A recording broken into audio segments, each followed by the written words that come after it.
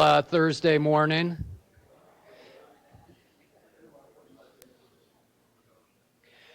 Thank you all for joining us on an early Thursday morning in October. My name is Jim Agutter, and I'm an associate professor in the College of Architecture and Planning, and also a faculty fellow in the Senior Vice President's office. And I'm really honored that you would spend your time with us this morning talking about this really important subject. And I just want to sort of set the stage for what you're going to see, give a little detail about the schedule, and also kind of the approach. What you see around is a small representation of the amazing work that's already been done by a number of researchers and scholars here at the University of Utah. This is demonstrating not only the really detailed scientific work, but outside we also have some artwork, we have some student work that really tries to go across the entire institution and show the scholarship and the efforts that people are looking at this issue and exploring it. And so during the day, you will see we have several panels. We have 4 panels.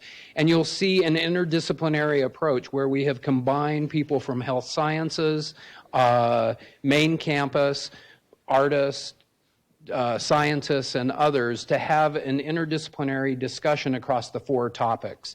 Hopefully you will find in the program, which I'll talk about, let's see, this is the program. You'll find something that resonates with you and where you find your place. The first discussion will be really around this broader topic of environmental change and looking at it at a high level to set the stage for why this is important, what we're doing in this particular area, what are the implications, where are we as a region in this particular area and geographically, and why this contributes to this particular problem. The next one will be scientific cooperation. And this idea of that we're all collecting data around this, how do we share it, how do we disseminate it, how do we participate in interdisciplinary collaborations that move this work forward in meaningful ways. Then we'll have a lunch, and then we'll have a connecting exercise during that lunch to really catalyze new engagement, find new partners, hopefully, in research, and try to let you meet different disciplines. And then in the afternoon, we'll have a discussion on environmental health literacy and communication, and how do we communicate this complex topic out to the public.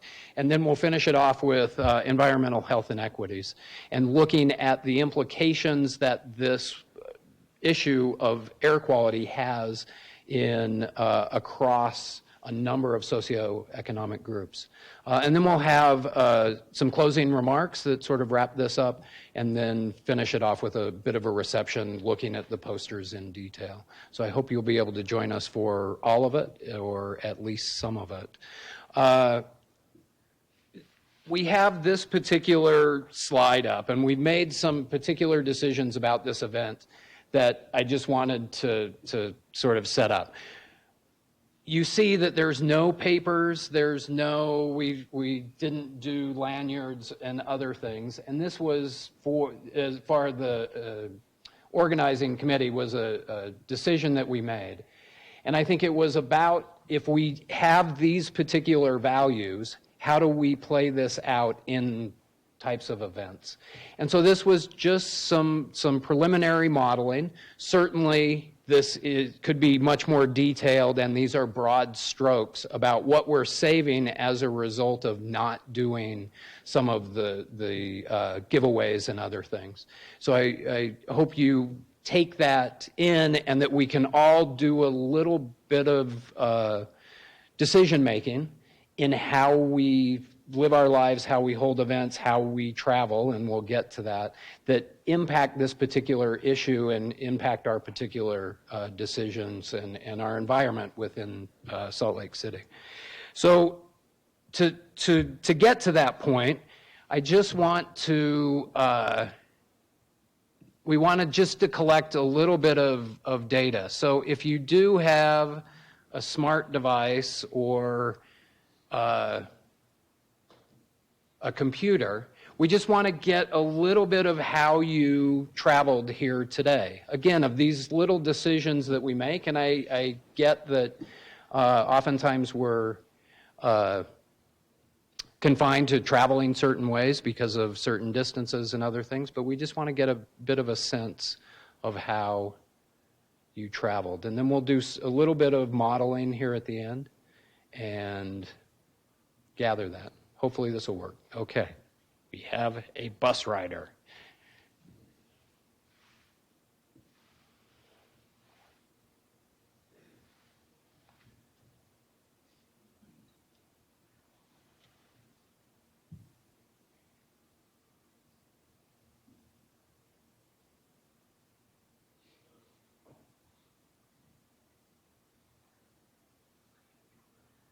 So the hashtag is clean air, and then you can vote. That helps you join.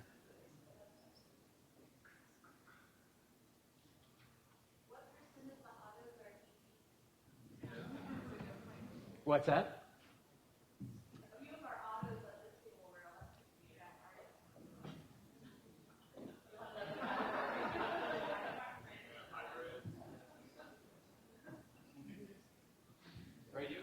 I'm sure we could dissect this quite a bit and get more detailed information. But you know, I think it indicates that we have some particular challenges in this environment, and especially based upon where the University of Utah is, how accessible certain transportation modes are, and these are all things that play out that have ramifications to our environment. So just we'll keep this in mind.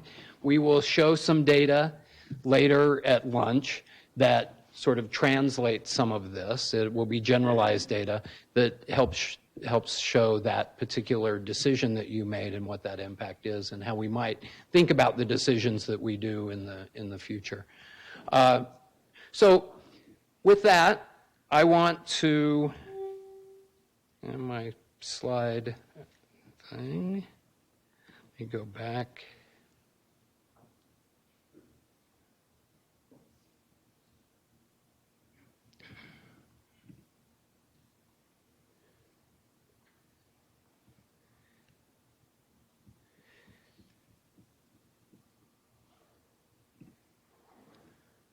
All right.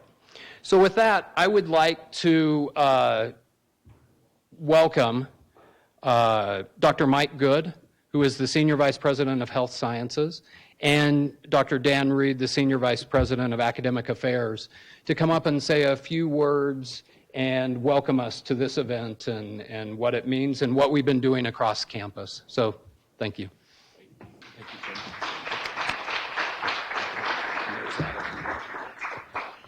Good morning, everyone, and thank you so much for being here. As you've heard, and as we begin to structure our conversation, we kind of have four broad goals for our symposium today. One is to build connections among the researchers across our campus, build connections. Two is to catalyze new research endeavors, new research collaborations among those the connections that we make. To coordinate our research across the university. As you'll hear, and as you can already see, there are many things going on, but not often left hand, right hand, knowing what each other are doing. And particularly important in our quest to become a nationally distinct university is to communicate those research findings broadly, both here locally in the state, in the region, and nationally. Now, I think we all know we're here because air pollution is a very complex problem. It really fits the bill, in my mind, of one of the grand challenges of our time. It impacts all of us. We are subject to the air quality in our community. We breathe it continuously. We also contribute to it, as we just saw in the example Jim gave. Just getting here this morning, we added we added to the problem in most cases. I guess the folks that walked didn't, but most of us probably contributed a little bit. So we need to come together to be part of the solution, not just be part of the problem.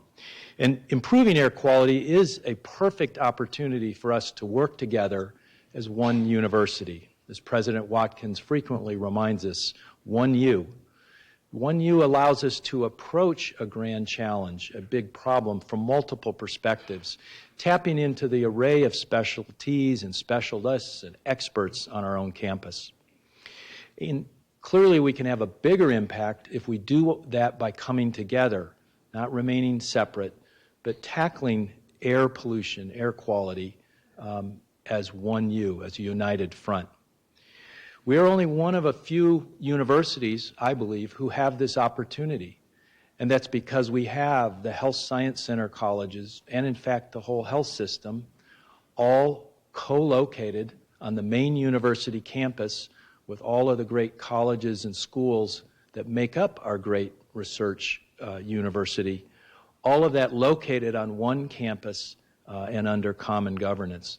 There's only about 20 or 25 other institutions that have that configuration, and that means we're going to really have to step up. Not all universities, the majority of universities, are not going to be able to tackle this problem. So it's both daunting and exciting at the same time, but it's certainly an area of high interest. And already there's great research and partnerships taking place. Today's all about adding energy to that, becoming a multiplier effect. To help us move forward in a more coordinated way, one of the first steps is to get our arms around what's already being done, to, if you will, inventory both the expertise and the work that's already going on. And that's a big goal for today's symposium, to help us through discussion, through conversation, figuring out what we already know, what work is already underway, and how we can better collaborate on our research, education, and policy development to, as I said, even better, to up our game to the next level. So where do we start? Well, we can start to organize our efforts into several categories as I think about this. Obviously, being a physician, I'm interested in the health effects of our air quality, the health effects. Already a lot of work has been done. It's not very exciting, perhaps even concerning. For example, we know that chronic exposure to levels of particulate matter greater than 2.5 are associated with increased mortality rates, particularly from lung and heart disease, increased mortality. There is greater cognitive decline as we age if we're in a low air quality environment as compared to a high quality. And we even see more premature births, and premature births lead to children that have lifelong, long-term care needs. So just a quick survey: increased mortality, cognitive decline, and premature births. So the effects are real, and those are some of the long-term effects we know, and as you'll hear throughout the day, there's also short-term effects: more heart attacks, more pneumonia, more asthma, more emphysema, more chronic bronchitis, and the list goes on and on. But as we begin to see the impact the university can have, just a couple of examples of some of the folks you'll hear and learn about today. Among our panelists is University of Utah pulmonologist Dr. Cheryl Pirozzi. She led a study that showed by reducing particulate matter, we can prevent between 76 and 112 cases of pneumonia per year, cases that require hospitalization in those of us that live, our community that lives in the Wasatch Front. And when we think about 76 to 112 cases, I always remember, it's actually not a case. It's a human being who contracts pneumonia, who has to be put in the hospital. They don't go to work. They can't provide parental care to their children, get their children to work. The impact of 100 individuals suffering from pneumonia. The financial cost is measured at $800,000, but the human impact to me is even greater, and why the time is now for us to really tackle this problem. We're also going to hear from Assistant Professor of Atmospheric Sciences, Dr. Daniel Mendoza, who's also our panelist today. He led a study that showed that during periods of elevated PM 2.5 and elevated ozone, school absences in our local school districts increased by 20 to 40%. That follows either inversions or high ozone concentration time periods. 20 to 40% impact on school attendance. So hopefully, just as to warm us up, if you will, to introduce, you can begin to see that improving air quality will improve human life. It will decrease the rate of disease, and it will lengthen our lives. Of course, health effects are just one starting point. Folks we have gathered here today we know that air pollution is bad. It doesn't mean that our job is done. We have to now begin to continue our work and figure out ways we can reduce both the health effects, but also our contributions to creating the problem. It fits nicely with something we hear frequently also from President Watkins, and that this is the university for Utah. We are solving this problem not only for ourselves as a university, but for our entire community, for our entire state, and hopefully in that context of being the university for Utah. So important work, much to do. In a minute, we're going to hear from Dr. George Thurston. We're so pleased to have him here for our keynote. And then following his keynote address, we'll organize our panels into 4 areas: environmental change, scientific cooperation and integration across our departments, environmental health literacy, and environmental health inequities. So that sets the stage for what I believe is going to be a great day, a keynote, 4 organized panels.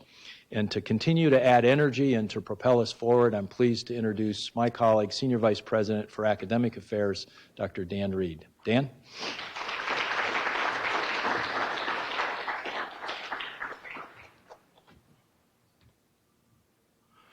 Well, let me start by thinking back for the partnership. One of the things that he and I both talked about, and we arrived on campus within just a few weeks of each other about a year ago, was how important it was to bring the parts of campus together, academic affairs and health affairs, to look at critical opportunities that really depend on the integrated expertise of those sets of combined skills. I want to take us back just a little bit to 50 years ago. 50 years ago, one of the most iconic photographs in human history was taken. It was a picture taken by the Apollo program of the Earth rising over the lunar horizon. And what it reminds us to this day is how precious and fragile planet Earth really is. This blue marble hanging in the darkness of space, warm, blue, and inviting in an otherwise hostile environment. We know from more recent scientific advances, for example, the Kepler mission, that there are truly billions of planets in our galaxy. And there are quite a few potential Earth-like planets in the so-called Goldilocks zone, orbiting sun-like stars. But this is the only one we have, because space is vast, and those differences in distance are almost incomprehensible. The thing about Spaceship Earth is we depend on it, not only ourselves, but it is the passenger ship we hand on to future generations. And part of the social responsibility is to leave Spaceship Earth in as good or better condition than we found it, right? That's the social transgenerational compact. And it really is a deep and holy thing. So think about the supplies that Spaceship Earth carries: food, water, and air. Human can live for days to a few weeks without food. You can last a few days without water, but you can only last minutes without air. It's there. You don't have to go look for it like food. It's just there for the taking until it isn't. And that's really the challenge that we face. How we preserve and protect that air quality for ourselves and for future generations. So as Mike said, one of the things we're really launching today as part of this is that this is not a one and done activity in terms of a One Utah initiative. It's the beginning of a set of broader partnerships, not only around air quality, but other kinds of activities. And what you're going to hear today are a whole set of conversations about those partnerships. Now, Mike talked about a few of the folks from the health side. I'm a geek. I'm going to talk about a few of the people from the other side. So you're going to hear, for example, from John Lynn in Atmospheric Sciences, and he's been involved in monitoring PM 2.5 along the Wasatch Front. He's been working with Google to actually add air pollution monitoring to Google's vehicles that drive around and take photographs. You're going to hear from Carrie Kelly, who's been in chemical engineering, who's been involved in working with people to understand geospatial differences in pollution and also working with community and high schools, because part of what this is about is not just what we do as scholars, but how we engage and partner with our communities. But it doesn't end here, and I'll cite a couple other things to think about. In the legislative session earlier this year, the Utah legislature appropriated money to the Kim Gardner Policy Institute for research on air quality and on changing climate. And the Gardner Institute is building a multidisciplinary team to draft air quality and climate roadmap recommendations to be delivered to the legislature in the coming session. So it's important that we think not only about technical things we can do, the health effects, how we minimize those, how we understand and model what's happening, but how we think about what the policy implications and the practices we implement to achieve change.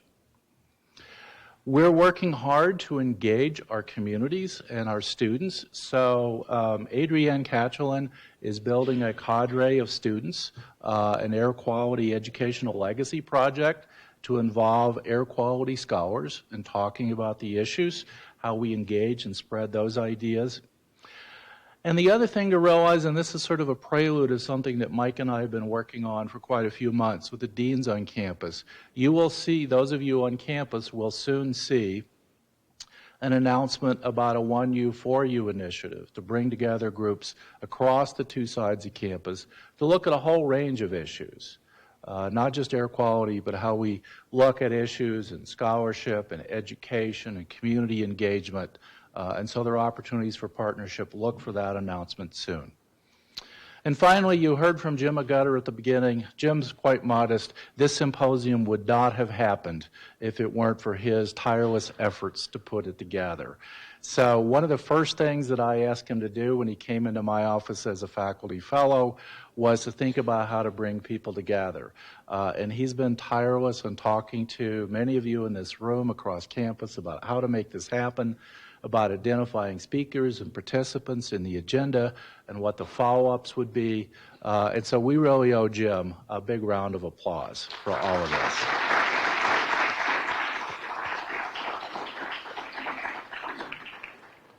So it's now my pleasure to introduce our keynote speaker, Professor George Thurston from NYU. He is Professor of Environmental Medicine and Population Health at NYU. He's also Director of the Program in Exposure Assessment and Human Health Effects. He's conducted research on health effects of air pollution in New York City, as well as cities around the nation and around the world. And I should tell you, he just flew in across 10 time zones, so we really appreciate him being here.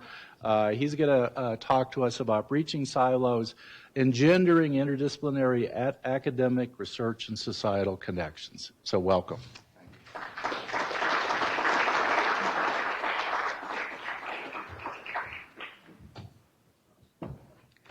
Computer swapping.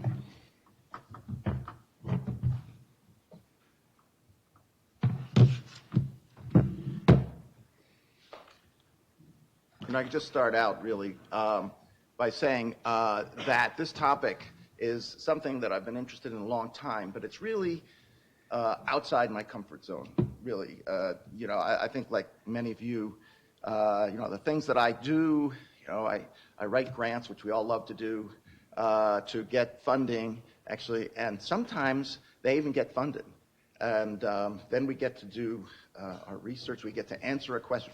Really the first step is we come up with a question, a problem, and an idea, right?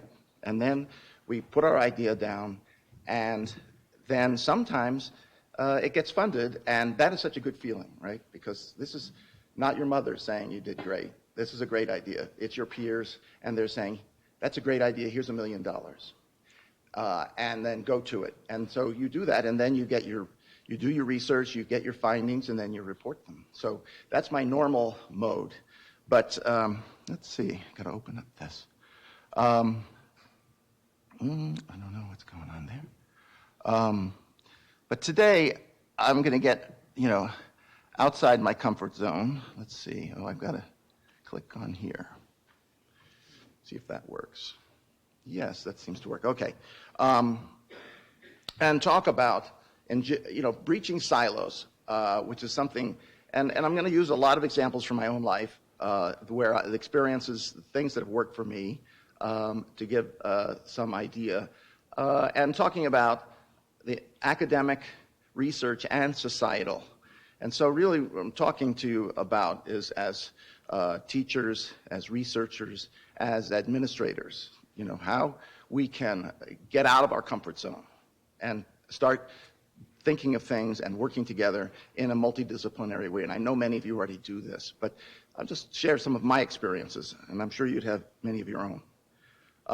So I'll talk about the interdisciplinary approach.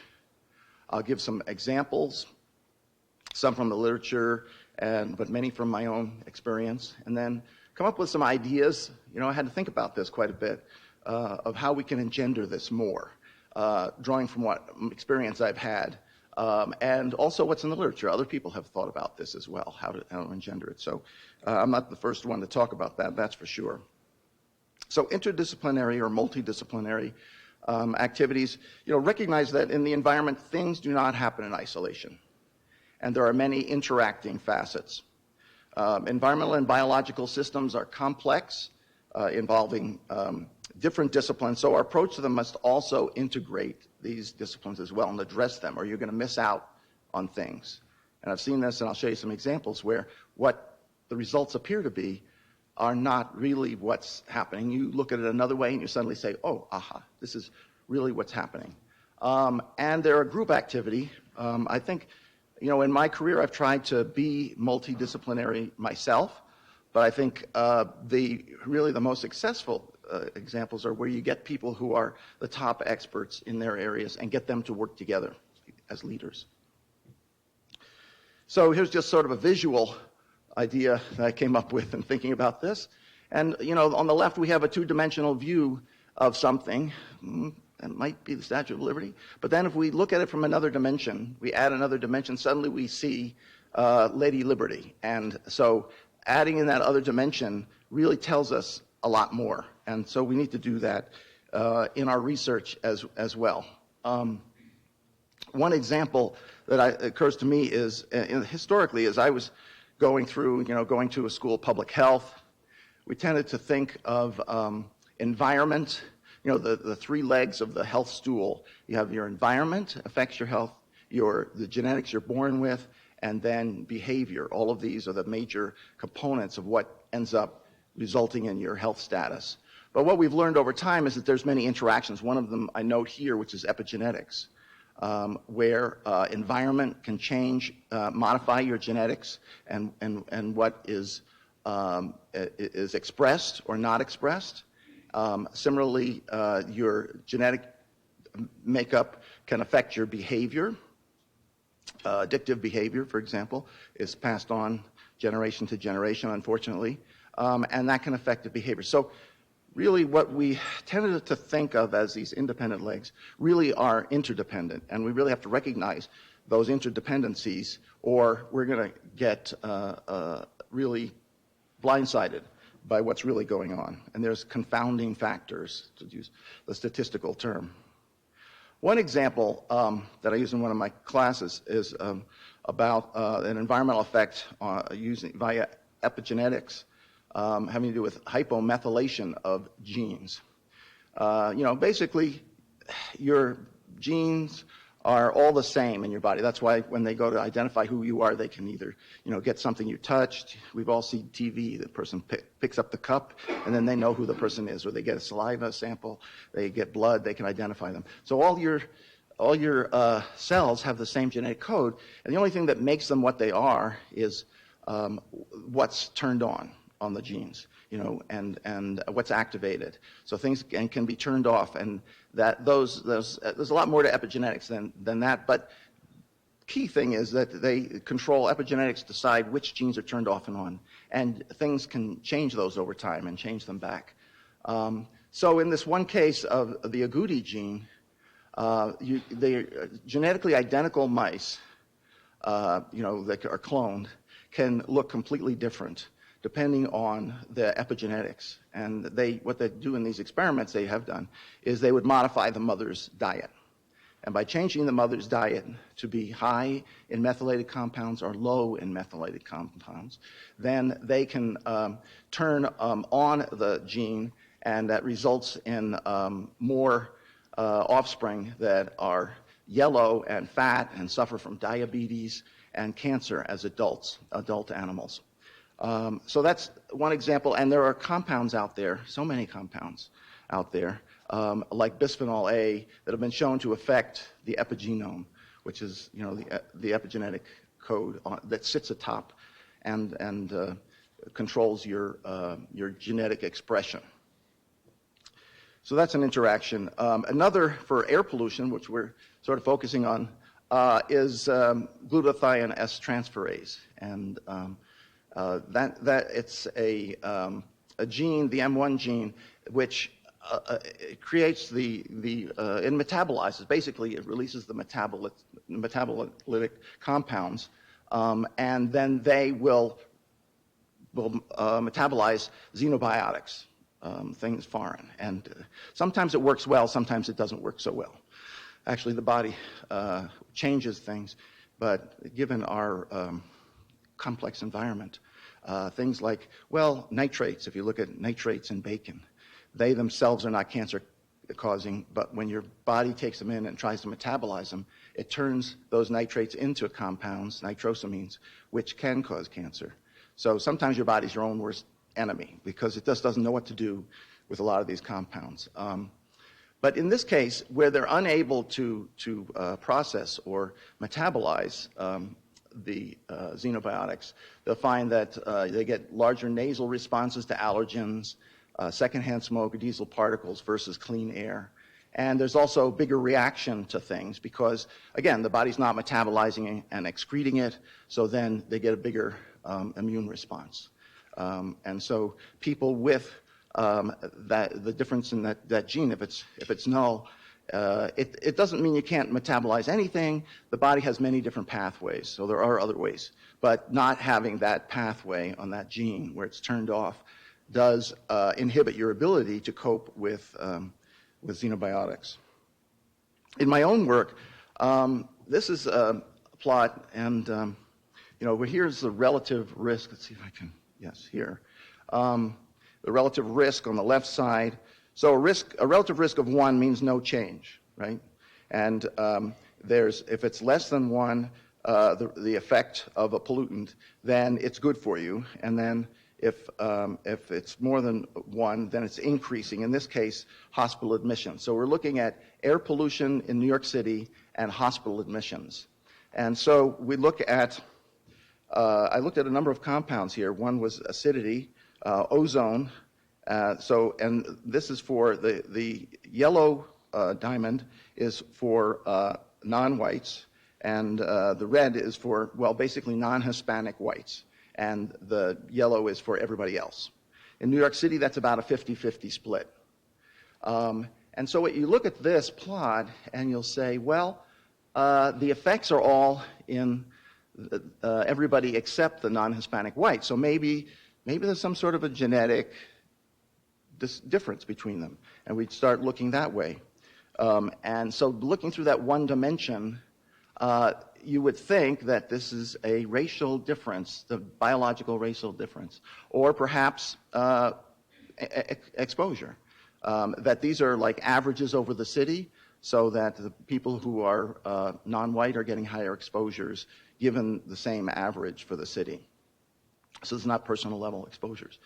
But then when we look, let's see, did I do this right? I'm going to go back. Okay. So then we said, well, let's look at the effect of poverty on these results. And so we again looked at the non-Hispanic whites and then everybody else. But then we split that out between the people who were privately insured or Medicare, which is most of the population, but the uninsured and the Medicaid are basically, uninsured was back in the early 2000s, that was the working poor. They couldn't afford insurance. Or Medicaid was, they were poor enough to get Medicaid. So basically what we see is we look at the non-Hispanic whites, and we see a trend very similar once you look at the uninsured and Medicaid. The poor and the working poor have a much bigger effect than the people who are privately insured and Medicare, so everybody else. People who are wealthier, have better health care, better nutrition. And so we see that what looked like a racial difference, perhaps genetic difference, and go off looking at that, we say, well, wait a minute. When we stop and we look at the socioeconomics and income, that it really is a question of poverty and everything that goes with it. And so it's not a genetic difference, likely. It could be a little bit with exposure differences, but it doesn't seem to be based on race. Race was a marker for wealth. And in the United States, unfortunately, that is still the case. So we also looked, after that, at an individual level. We did a study in the South Bronx, and it's called the backpack study. And we had the kids go around and carry around these backpacks, and in them was a pump, and the pump collected particles on a filter, and then we also had a continuous sampler, a PDR, a data RAM. Still use these units to this day. I just sent one off this summer with a student who went to Bangladesh and monitored women cooking with biomass when they were doing it normally, and then when they were wearing HEPA-filtered, breathing HEPA-filtered air, and we're looking at the differences there. Is how big a difference cardiac and respiratory. So these instruments actually are very solid. So we're able to look at the levels of pollution, the fine particles, and also their composition, which I'll get more into. But we collect the filters, and then you can analyze the filters. And we collected a lot of their respiratory information. We got access to the nurse's office, and we had them keep records of their asthma symptoms. And they're all children with asthma. And what we found, among other things, was that when we looked at the black elemental carbon soot, that we saw a very large increase in asthma symptoms as the soot went up in concentrations. A lot of scatter, but it was statistically significant. And similarly, so the top one is cough, and the bottom one is wheeze. But then when we look at PM2.5 overall, there's sort of an upward rise, but really we don't see a statistically significant effect. And I think, this has been, actually I'll get into it a little bit, but one of the themes that I've done in my research is yes, particles are bad for you, but which particles are the worst ones and which ones are less toxic? And I've spent 30 years working on that topic. I think I have some answers, but we're still trying to nail that down. But here we're seeing that the elemental carbon combustion particles are the ones that have the biggest effect. And there are human exposure studies that show similar things for diesel soot. But again, when you look at asthma, we were looking in the South Bronx. Why were we looking there? Because that's one of these red zones of high asthma. On the left, you see a map that shows the places with lots of asthma and then shows the places with high levels of poverty. This is from a recent paper we did in Nature. And so there's definitely an environment and socioeconomic interaction. And I remember showing a slide a lot like this a few years ago, and a person in the audience said, "Wait, for New York, that's my lead poisoning slide. Looks exactly the same." And so it's all tied in with poverty and the worst environmental effects. Oops. And that paper, just want to point out, involved a team of researchers. I've tried to do an interdisciplinary education, and I'll go into that in a minute, but really I don't know everything about everything, that's for sure. And that's probably the first thing we should be aware of. We don't know everything about everything. So it involved people from the engineering school, economics, looking at it, and epidemiologists, and exposure assessment. So you really need to get a good team of people together if you're going to get some of these insights and get published in Nature. So there's an incentive. This is another area that I've worked on that's interdisciplinary is climate change. And this is a paper we published in 2001 showing the health benefits of taking action on climate change by reducing fossil fuel combustion. And the problem I've felt for a long time with the climate change movement was that people were saying, if we do nothing, horrible things going to happen somewhere else in the future. And that doesn't motivate people very well. We as a species have survived by worrying about the rock that's going to fall on our head. And we'll worry about tomorrow when tomorrow comes. And so what I've focused on, and I think it's getting broader use now, but in this paper, and I actually presented this work, or the basis of this work, at COP5, which was 1999. And I think I'm going back for the first time in 20 years to the one in Chile. I may be part of one of the programs. The key here was that I'm saying, if you do the right thing, you and your children will get these benefits. If you lower the pollution, you're going to have fewer asthma cases. You're going to have fewer deaths now and locally. So local action, local benefits right now. And this is, we tend, having studied economics while I was at the School of Public Health at Harvard, we have something we call a discount. There's a discount rate. You hear about it all the time. And so we discount mentally and also financially. If there's an effect that's really expensive way in the future, they use a discount rate and it's almost worthless. So basically, if you follow the economists and discount at a rate of 6%, if the planet is totally wasted 100 years from now and you apply a discount rate, it's not worth that much today. This is the problem with the discount and with the thinking about discount rates. Anyway, I digress. We went after this, more recently. I got together, we had a session. This is something you can do at the International Society of Environmental Epidemiology, which I'm a member. And we had different speakers talk about the occupational benefits of taking action against clean air. Fewer people mining coal, fewer people with black lung. A lot of dollar valuation there. Diet, I'll show you some results that we've done showing how having a better diet, eating less meat, you'll be healthier. Unfortunately, what's happening today, of course, we all know, is that the developing world is replicating our diet.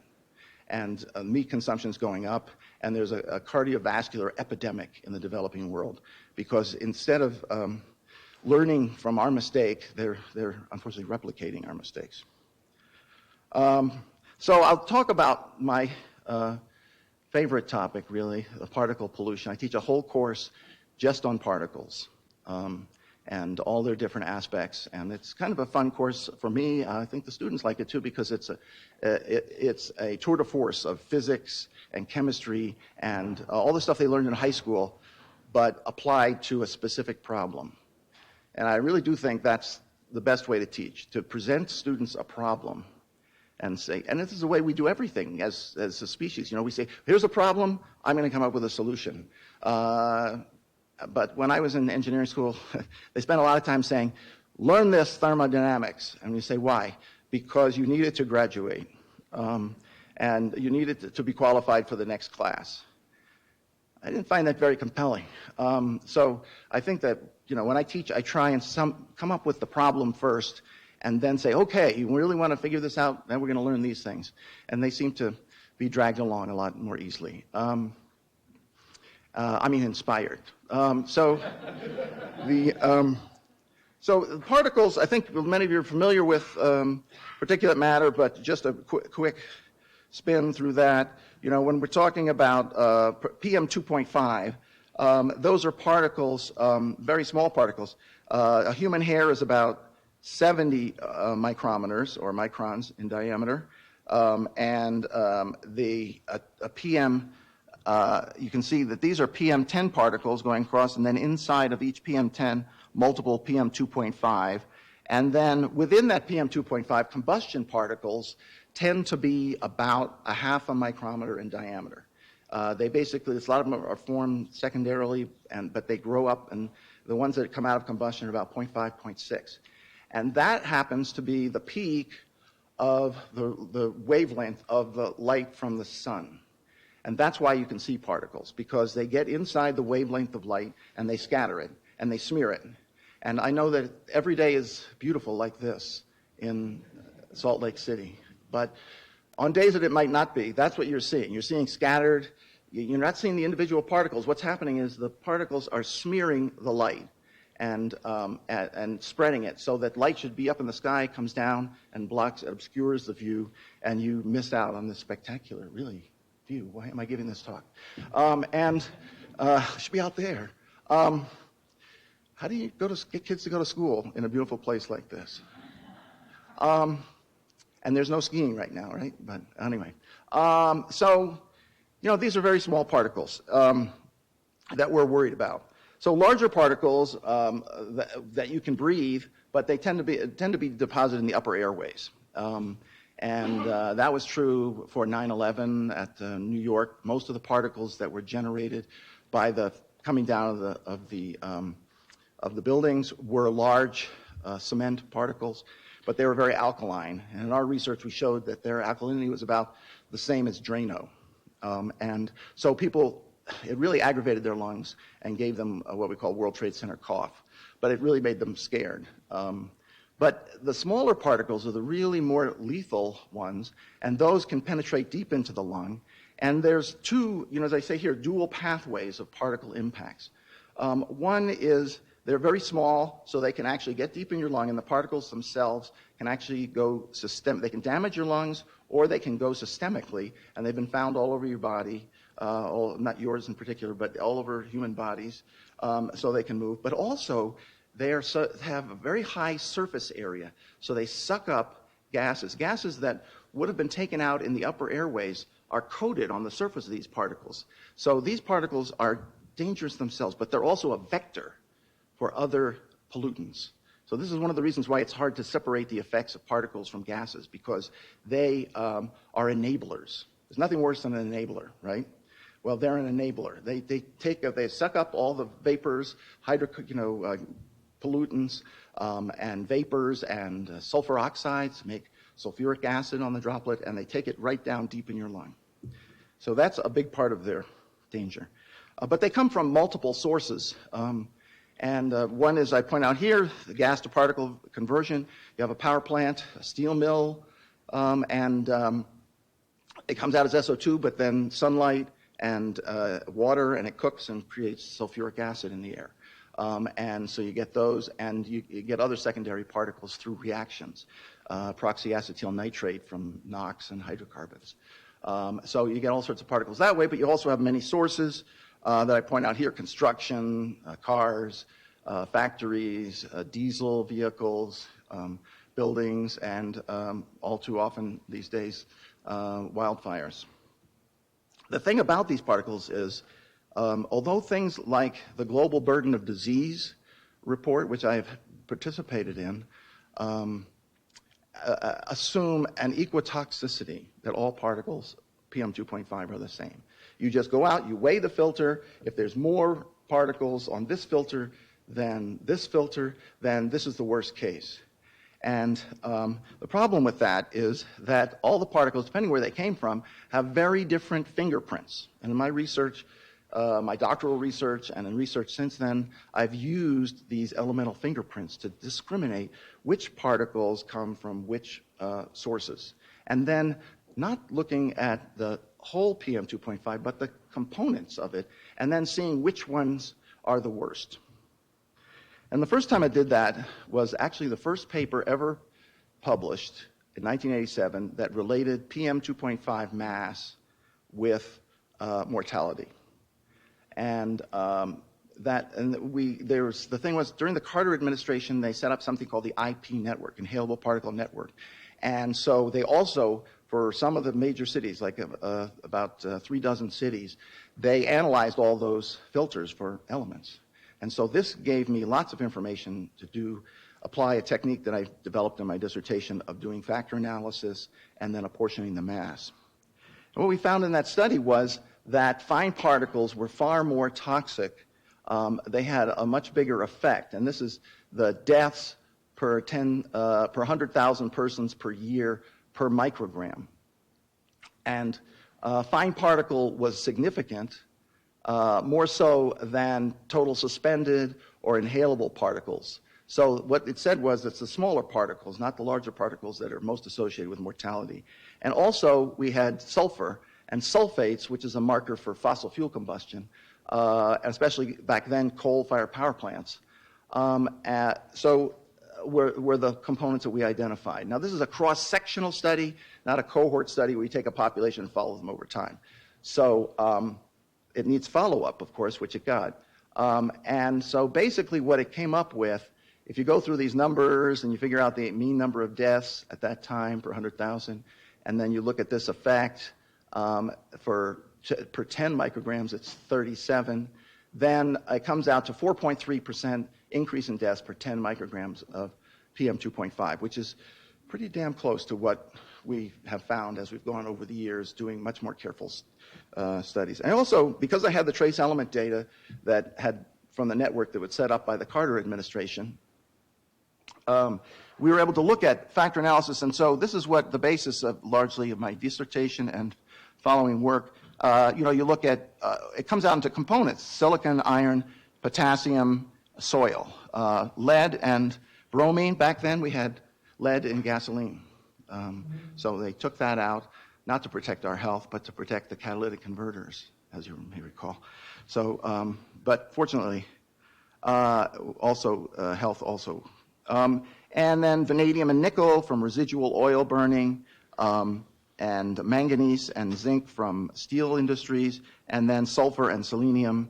I didn't have arsenic, but arsenic also comes out in this component for coal. So you're able to, and then by doing that, I was able to divvy up the PM2.5 effect, and virtually all of the effect was accounted for in 1980 by the coal component. And whether you put it in with all the others or you did it individually, it's very strongly significant driving force.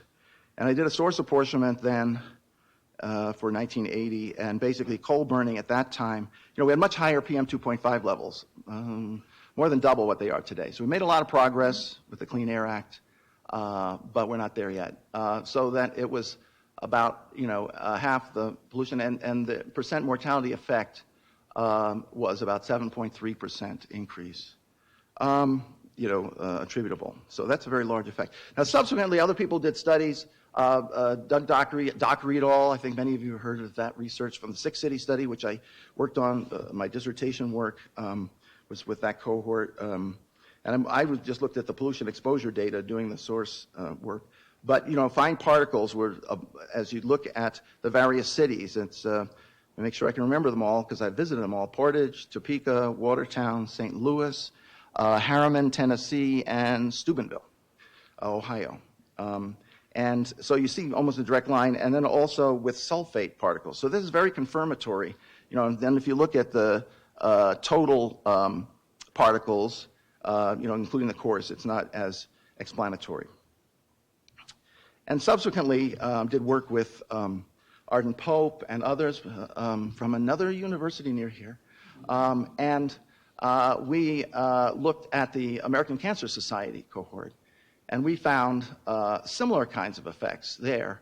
And also we found cardiopulmonary effects increasing with increasing particle PM2.5 concentration, and also lung cancer. This is really the first really large, well-controlled study that showed the lung cancer. And since then, the international agencies in recent years have recognized particulate matter as a cancer-causing agent. And the way we do these studies, now this is a little different from the one I did before. We do these studies by, you have individual level information, and you know how much the people smoke. You follow them over time. You recruit them, follow them over time. You know how much they smoke. You know how much alcohol they drink. You know their occupations.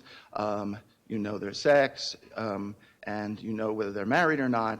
And you control for all these various components on an individual level. So this is a much more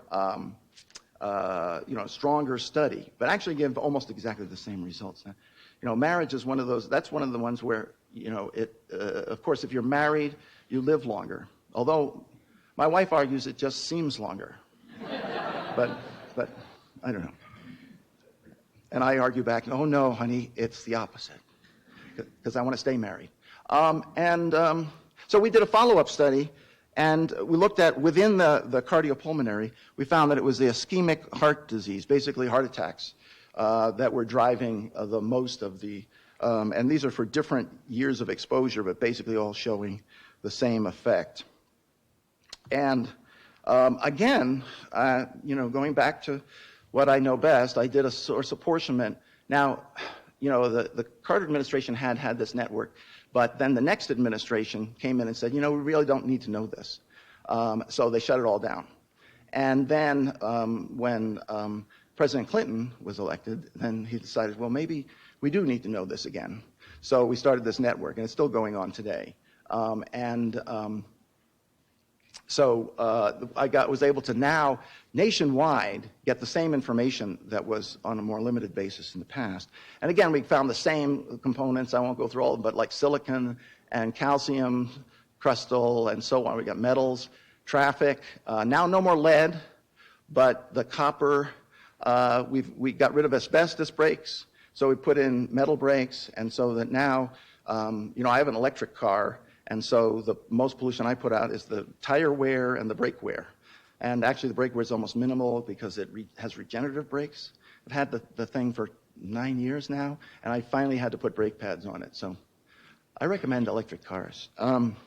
Minimal maintenance. They run forever. And marine aerosol, sodium and chloride, residual oil again, coal burning. There we have the arsenic and selenium. I didn't put sulfur in here for various reasons, but I didn't need it really. And then biomass burning with potassium.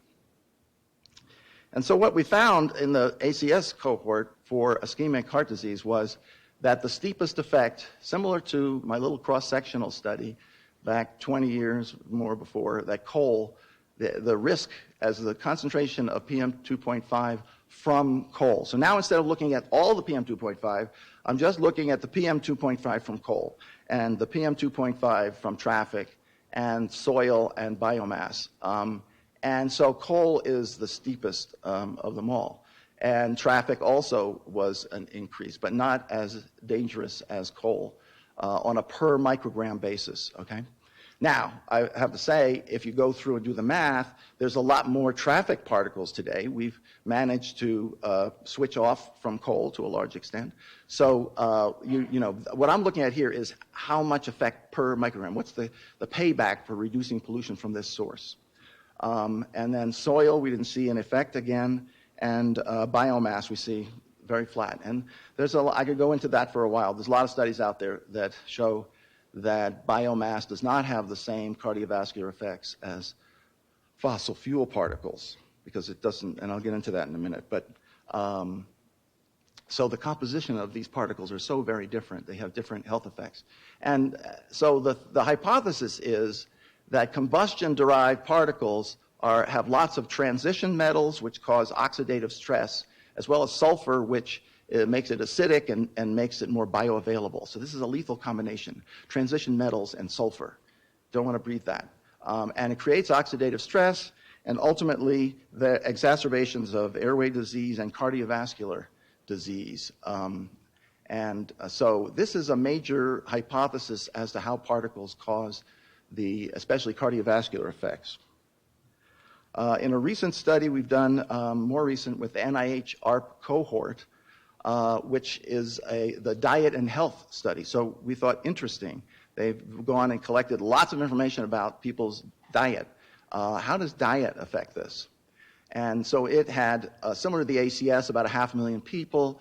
We had follow-up of, at that time, about 16 years. And again, detailed information about them. But now here, we had detailed diet information. And again, we see the same kind of slope with increasing risk with PM2.5 and cardiovascular. And this is total mortality. It's a little lower slope because, the cardiovascular is affected more. Some things are less affected. So what do we find looking at and you may have seen this in the news. We looked at the people who were most adherent to the Mediterranean diet. And so these are an indicator of least adherent, and this is the PM2.5 effect. And then this is the slightly, and these are the most adherent to the Mediterranean diet, the people, and the risk is basically abolished. The CVD effect, and then we have IHD, the heart attacks, ischemic heart disease. We see the same trend, and then cerebral vascular, the same trend. And we've also looked at diabetes in a similar way, and this is the results for fruits. So it's really fruits and vegetables that are driving this. And we see that the people who do have a lot of fruits have non-significant effect, whereas the people who have very little fruit in their diet have a bigger effect. So this goes along with the hypothesis that it's oxidative stress. And that's causing it, because if you have a diet that's high in antioxidants and it helps offset it, then it's all fitting in here, But you have to look at these various things. In this study, we had a person who was an expert in diet, and they helped us set up these things and look at this other dimension.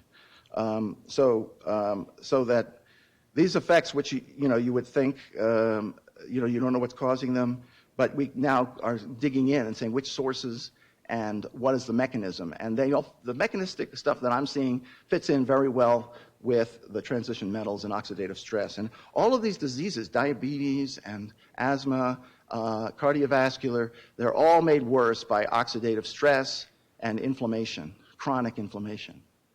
As I say here, oxidative stress has been implicated, a contributor to onset and progression of diabetes, and it can induce development of insulin resistance, which ultimately can lead to diabetic disease.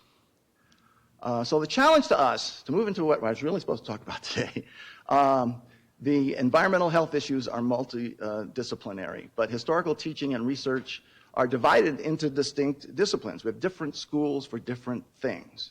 You have a business school and a public health school, but really when it comes down to when you're putting rubber on the road, you really got to know something about economics to get policy through. And how do we do that? And I think it will involve reforming, first of all, our science academics, what we teach, how we teach our children, the next generation of scientists. Research collaborations, and I know we'll get outside the comfort zone of a lot of people who do science, but the science-societal interactions. We must do this. People have looked at this before, as I said. Paul Ehrlich, who you may recognize the name, the population bomb. Overall, we need to train scholars to pay much less attention to the standard boundaries on the multidisciplinary surface. And how can we do this? Well, my experience is from having been an undergraduate at Brown, when we were the first, my wife and I were both in the first class of the new curriculum, which is now called the open curriculum. because it has been like 50 years. Anyway, but this is actually a document that we received as freshmen. The freedom, and I hung on to it. Again, my wife will tell you I hang on to everything. I'm a real background. Freedom to learn, a new curriculum for Brown and Pembroke. And we took this very much to heart, where we could design our own curricula. I mean, within bounds, of course. If you want to get an engineering degree, you got to take the core engineering courses.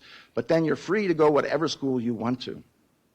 And I don't know if you can read this exactly, but this is what I submitted in 1972 for something I made up called environmental engineering.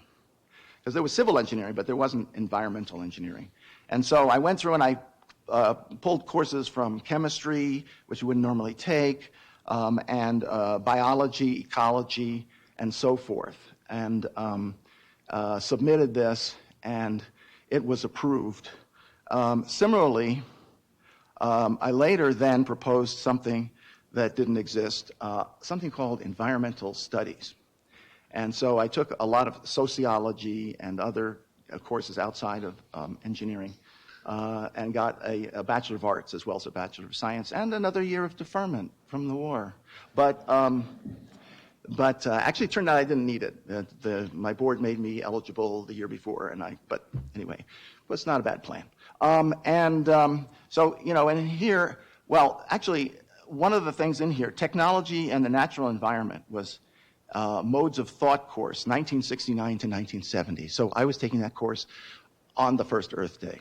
And that is really what drove me to come up with this idea. Okay, I said, well, I don't want to build bridges to nowhere so people can drive more cars across them. Not that I'm against roads, but really, we need to try and come up with better alternatives. Anyway, that's, but the thing was they gave me the freedom to do this. And I wrote to Larry Larson, who's the dean of the engineering school, when I was doing this. And I said, why did they let me do this? Because in most schools, what happens is if somebody in your school takes a course in another school, they get the tuition money. You don't get the tuition money. And so this is a big driver for people to say, well, yeah, the public health school has an environmental health course, but we'll have an environmental health course. And that way we can get those tuition dollars. You want to keep your ducklings in your own school. And you don't want them wandering away to other schools and taking your tuition dollars with you.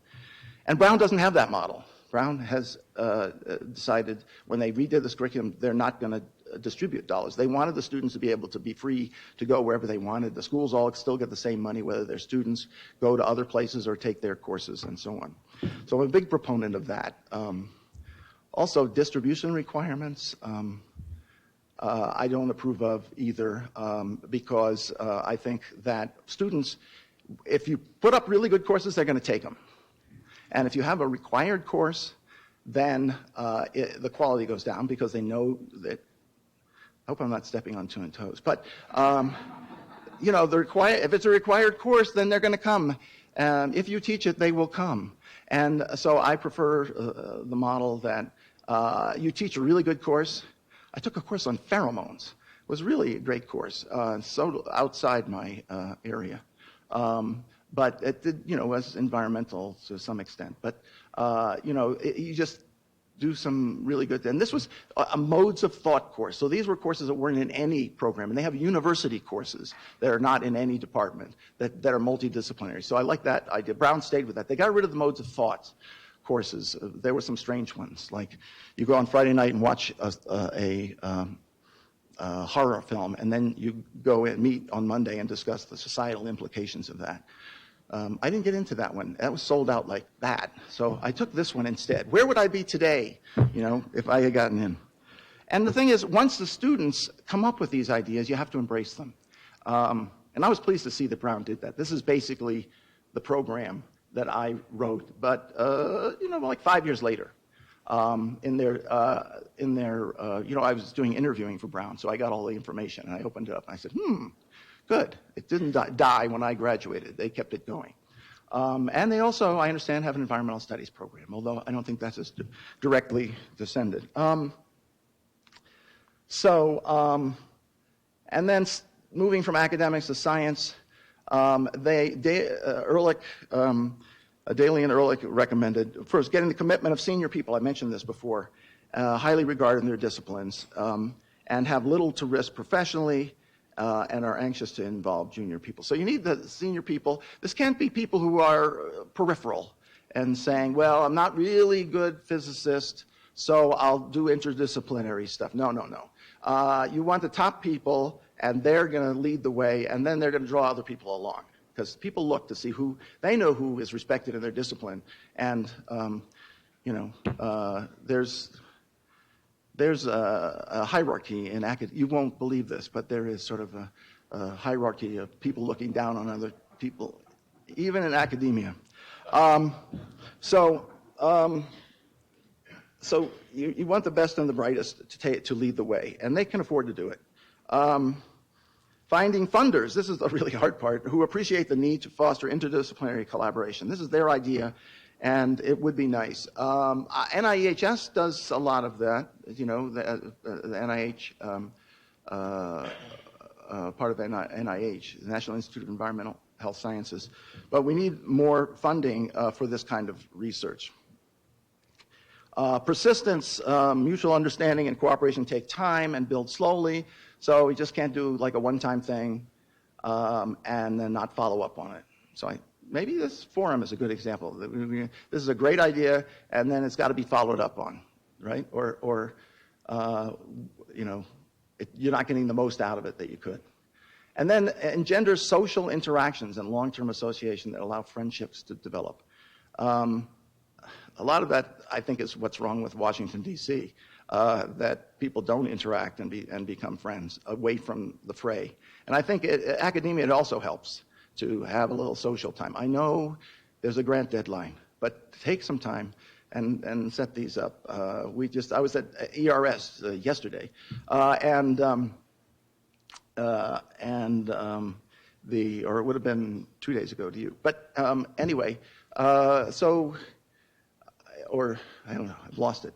But they had, for the first time, an event, a social event, where everybody went and networked, a networking event. So I think networking events across disciplines was a really good idea. It was good. I mean, you do talk to the people you already know, but you meet new people as well. And name tags. I wear name tags, okay? You're already onto that. But and with the first name should be the biggest name, because I can never remember people's names. Little things like that.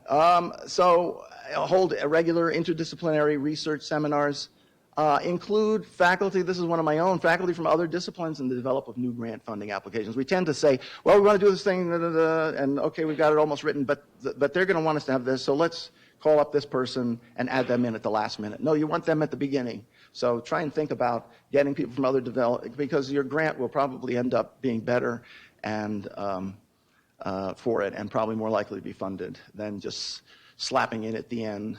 I serve on study section, and you can see it when people are just there for show versus whether it shows in the grant writing. Include interdisciplinary research success as a factor in promotions. I've given recommendations to people from all over, including Harvard, and I never see them ask me about this. So I think schools should be using this as a criteria. Because, that's what you're saying. Well, okay, I'm in tenure track. How do I get tenure? And they say, these are the important things. There's, these 4 things: funding, and publications, and tenure, and teaching, right? So I think this has got to be in there if we're really going to have it happen as part of tenure. To say this is, the institution's got to say this is important. And lastly, I want to get a little into civic engagement. So many of the problems, everything we're facing as a country and the globe. I was listening to a speech by President Kennedy, who was given in 1963 here in Salt Lake City, and he talked about how everything is becoming more technological, and we need to stay on the forefront of science. Listen to it sometime. Good speech. And it was, I think it was given at the Tabernacle, Mormon Tabernacle, but it's on the internet. But, you know, that was true 50 years ago, and it's even more true today. So science is integral in everything we're doing from a policy point of view. But scientists are staying outside in the safe zone and saying, well, I've got my research, and I'll publish it, and I'll put it out there, and if, you know, the policy people want to use it, and I can tell you what they're going to do, they're going to abuse it. They're going to use it for their purposes. So you have to get involved and say, no, this is what my science means. And they can help policymakers use the best science in their decisions, improving public health and other areas. And also, if you're working with the public, feedback from non-scientists can make your research more socially relevant. Basically, people are saying that they should, Greta and others are saying, listen to the scientists, listen to the scientists. So what are you going to say? You have to, now we're on the spot, you know, we have to have those answers. If they do go to us and finally do ask us about it, we've got to get involved. And I think that's because, you know, all of us have overcome adversity, getting where we are today. You know, I could tell you a bunch of things that I had to overcome, and every one of us can do that and feel like I did this. But in reality, you know, we've been given a lot, and opportunity is the big one. And so a lot is required for that. And people will listen. Here's a Harris poll from a recent one, 2014, showing that health professionals and scientists are among the most respected by the public. Right up there with, we have doctors, military officers, firefighters, scientists, and nurses. And engineers, okay. So,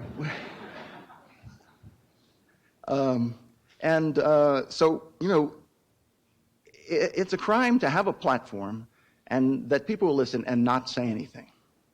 Here's another one. The scientists are the most trusted. This was more recent, 2019, and it was published in Nature, so it must be true. Among the most scientists are among the most trusted by the public. Here we are, number one in the military. Elected officials, apparently not much. Anyway, don't know why that is. So who should do it? You know, research that affects public policy is probably everybody in this room, that can be comfortable or learn to be comfortable with the media and public forums. And I think that's hard for scientists, because why did we become scientists? Because we loved science and we didn't want to talk to people, you know. I'll just be in my lab, I'm doing this project, and yeah. And so you got to get over that and start talking to people and that are not science people, lose some of the jargon, you know, speak in regular English, and in various ways. So I just have some ideas of ways you can do this. Testimony at legislative hearings, like the Senate or the House, membership on government policy advisory panels. I know there are some here in Utah. One of my students, Kevin Cromar, is on one of them. Former students. He's faculty now. Anyway, speaking engagements to interested parties. I've gone to Washington and given breakfast to legislative you know, it's really nice to get on TV and then be on C-SPAN and all of that, but if you have a breakfast and you talk to the staff, they are the senator on these issues. They are the congressperson because you know, our elected officials have a million different topics. They're not an expert in any of them, apparently. And so their staff are what tell them where they stand, what's the best position. So actually, that's one of the most effective things you can do, is talk to the staff. Then publish your research, work with your public affairs people, and whatever you know, your research may be highly impactful. Here's the Pope et al. That we published, and it was in the Washington Post in 2002, Above the Fold. That means something to older people like myself, but nobody reads a newspaper anymore, right? But anyway, being above the fold. And then also locally. You know, it doesn't have to be in the Washington Post, New York Times, LA Times. There's one from that paper we did in Science that's in my local paper. People like to know what a local scientist thinks. And papers are desperate for stories. right? Because they don't have any reporters left. Again, work with your public relations and professional organizations. I work with ATS, American Thoracic Society, International Society of Environmental Epidemiology, American Public Health, and they will put out press releases on your research, and so get them much more coverage. And then also testifying. Here's a friend of mine, Mary Rice, she's at Harvard, testifying in Washington. And then talk to also non-science publications. Here's an interview that I did with Vogue a number of years ago. And I have to say, it's the only time I've gotten respect from my daughter. And the only thing that bothered me was Nicole got the cover. But I don't know.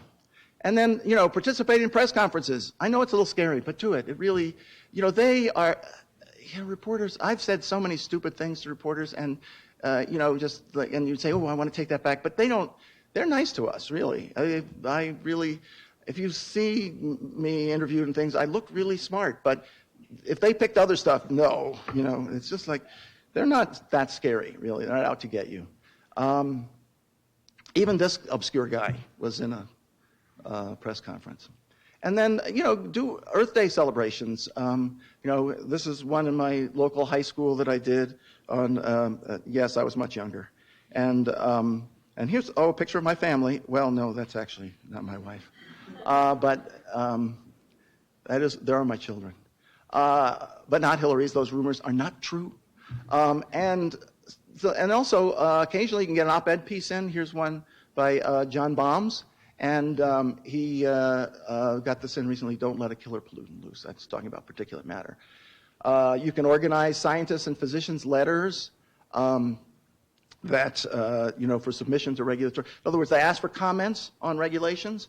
And I have, working through a society, gotten hundreds of other scientists to sign on saying, yes, we need a PM 2.5 standard. This was in the 90s. And yes, we need a more restrictive ozone standard. And that letter was cited. It's hard to see there, but they said that public health concerns, and for example, a group of members of the scientific and medical community recognized as having substantial expertise in the conducting research on health, stated that health studies conducted and so on. So what you do there is, it's not really a part of the process, but it helps, them justify doing the right thing. They say, not only do we think this, these scientists, these independent scientists who have no, dog in the fight, as it were. Maybe we shouldn't use that one anymore. But anyway, and they say this too. And I've done a fair amount. And then also testifying at different hearings they hold around the country. They're not just in Washington. I'm sure they hold them in Salt Lake City. Occasionally, EPA goes around the country. And there's Gretchen Goldman, and she's on maternity leave, but felt this is important to show up for today. I'm at EPA testifying against the agency's proposed restricting science policy. So if Gretchen can do it, you can do it, right? And you can also just do it by teleconference. You can call it in. So there's lots of ways for you to get involved. And so how to facilitate your engagement, identify issues that you're relevant to in policy, match your competencies to government issues, make decision makers aware of your availability, and work with your professional organizations. I would have to say that's a big one. With your institution, public affairs, and also with your societies. And since the last election, I've joined a few more. Trying to get them to be more proactive. And then, as I say, outreach programs in universities and your centers of excellence. So overall conclusions, yes, there is an end. Environmental health science does not occur in isolation. We need to revise our approaches to scientific education. And I say a lot at the undergraduate level. That's where, they're still open to, once you get them in graduate level, they're on a pathway and they're going. So I really enjoy teaching undergraduates as well. Research, we talked about, and societal translation, or civic engagement, whatever you want to call it. to be more interdisciplinary, and that will improve the relevance, the value, and the impact of the sound science that you're doing in our society and in the future. Thank you.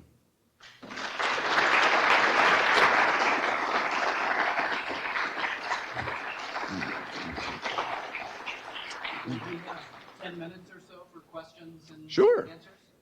I'm not going anywhere yet. Yeah. Yeah, you can go around. So we're recording this event, so if you do have a question, we ask that you use the microphone and just raise your hand. Wait, you think my wife's going to hear that? Oh, okay. Anyway.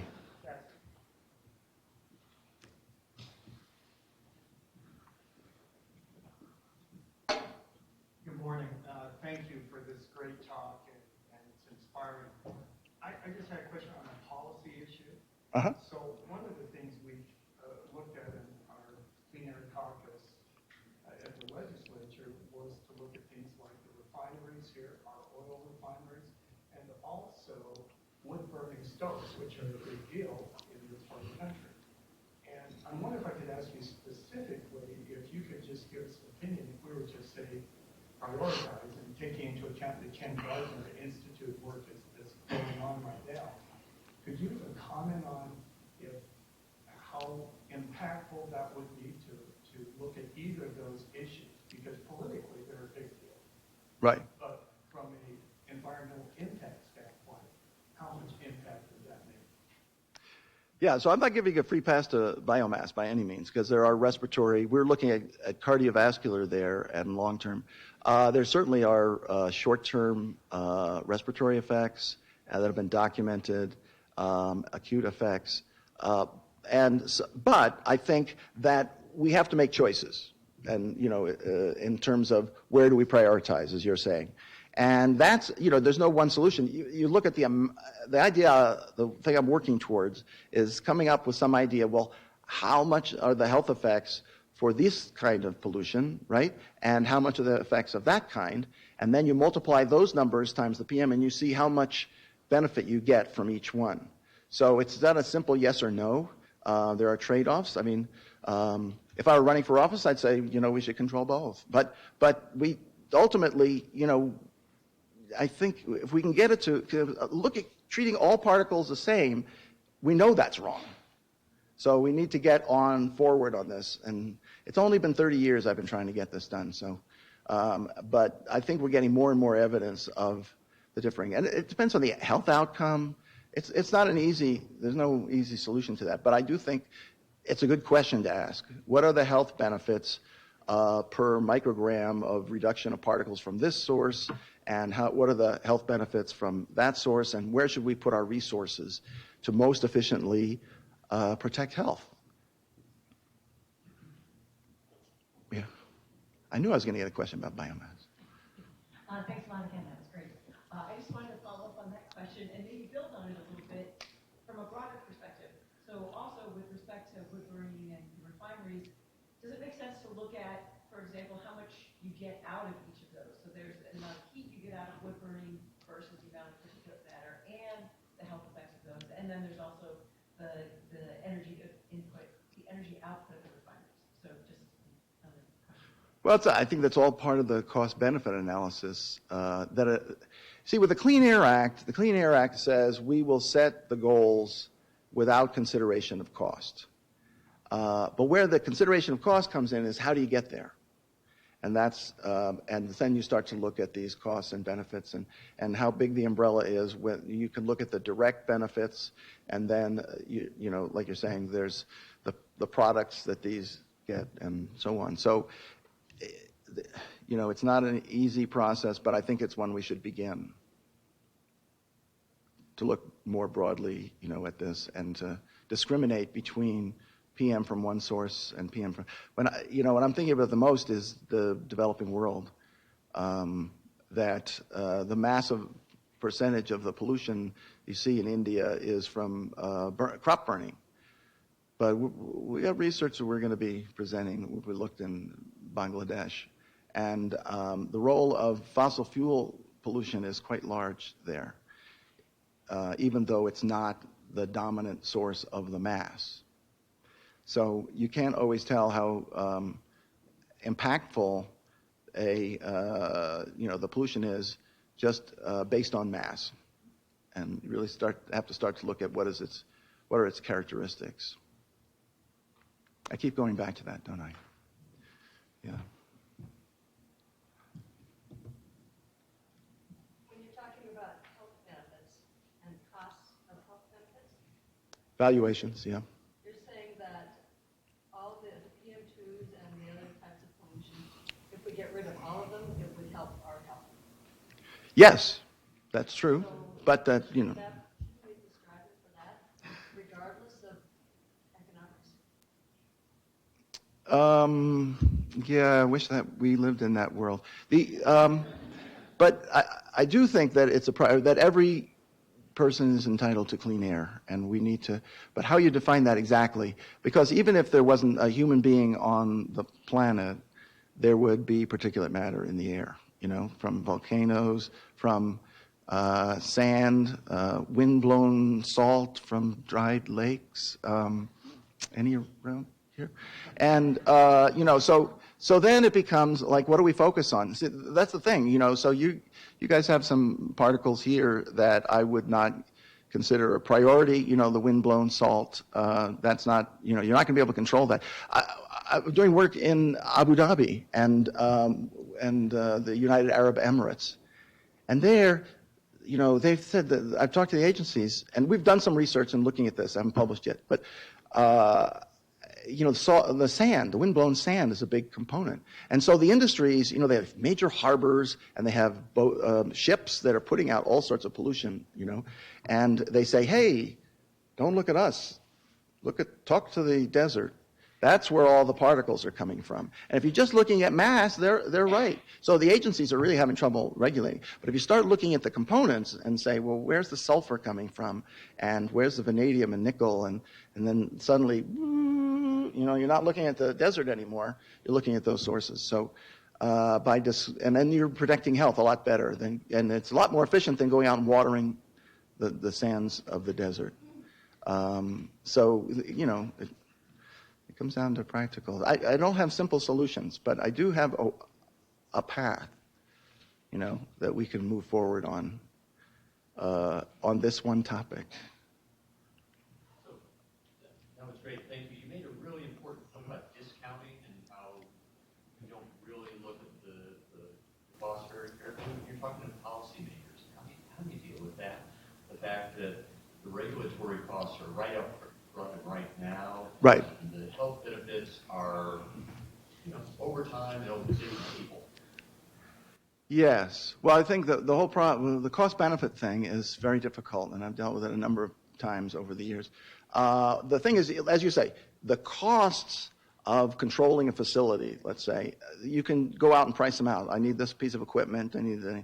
But on the health side, the valuation, there's a pyramid of effects, which is death is on the top, but that's the smallest number. Then you have hospital admissions, emergency room visits, you have doctors' visits, you have work lost days, you have, and you have lots of health outcomes.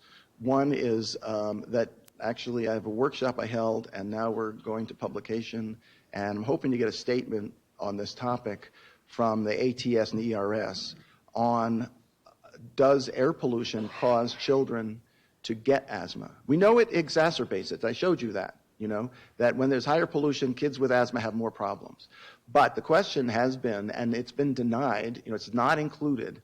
They don't accept that kids growing up breathing pollution are more likely to get asthma than kids who don't. But the evidence of that is growing and growing and growing.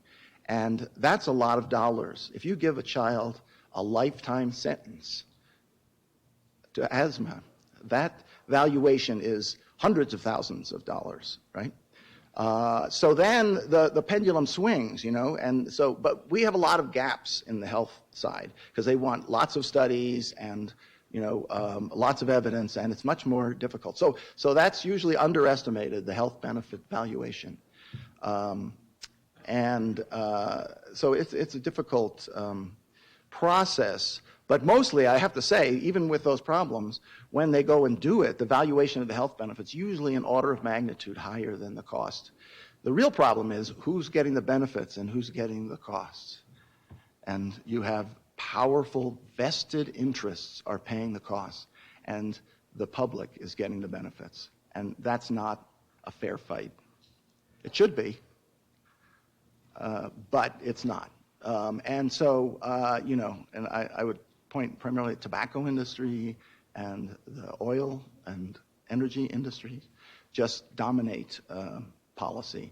And so, that's another issue, the vested interest versus public interest. I never say the word special interest because that is a false equivalence. Vested interests have money at their base, and the public interest, is interested in people. So anyway, I don't know if I answered your question, but I tried. So we'll take one more question. I know there are a couple more, but we want to give you all a break. So we'll take one more, and then you could meet with George. I'll be around all day. Thanks for the talk. Related to the policy question and related to your encouragement for us scientists to be more socially engaged, which leads to policy, but then the concern for me is policy leads to politics, which leads to partisanship.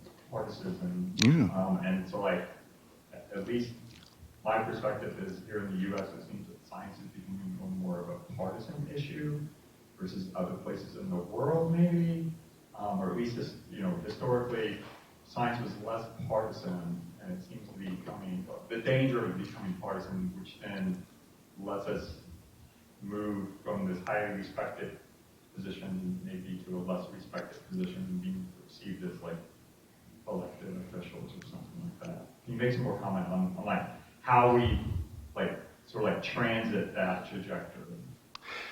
Yes, you're afraid of getting your hands dirty. I'm sorry, that's not fair, but this is something we worry about as scientists. We want to be stepped back, but the problem is if you don't get involved, then they're going to take your research and they're going to twist it. I mean,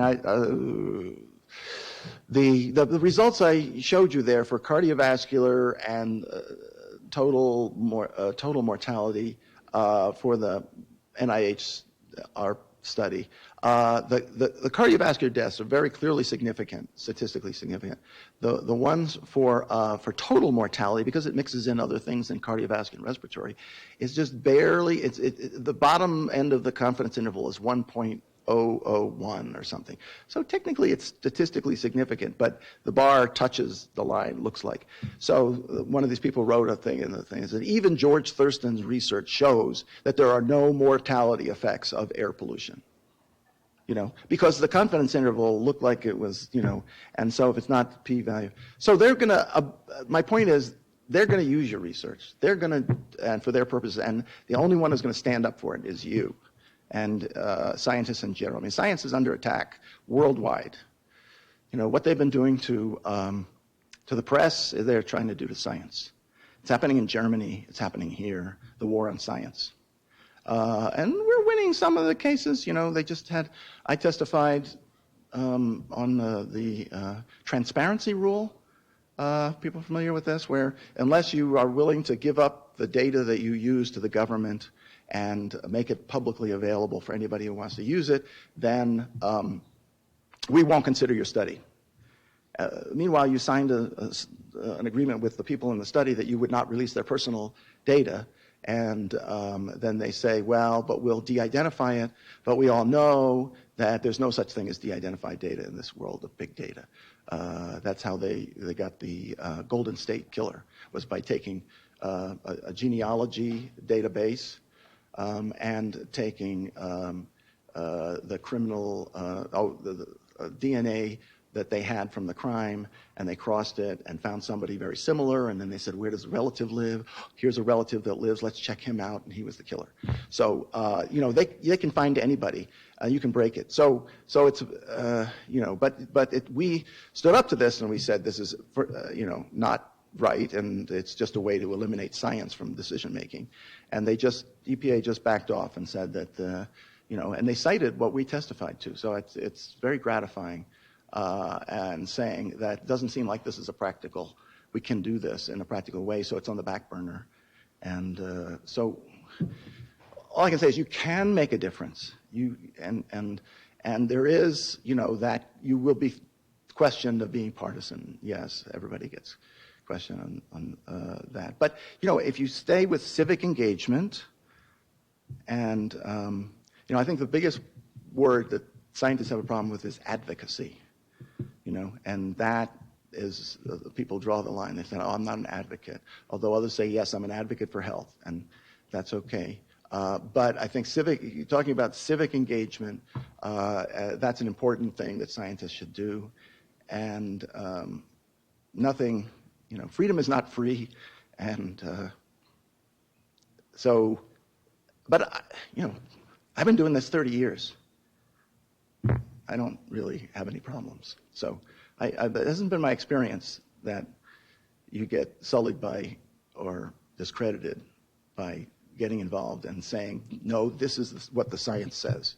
As long as you stay on that and tell it the way it is, it's not a problem. But I think scientists tend to not want to get into the fray, and I think it's time, since science is so important to everything that goes on in our society, we have to take more leadership in how it's used and interpreted. So, thanks. Thank you.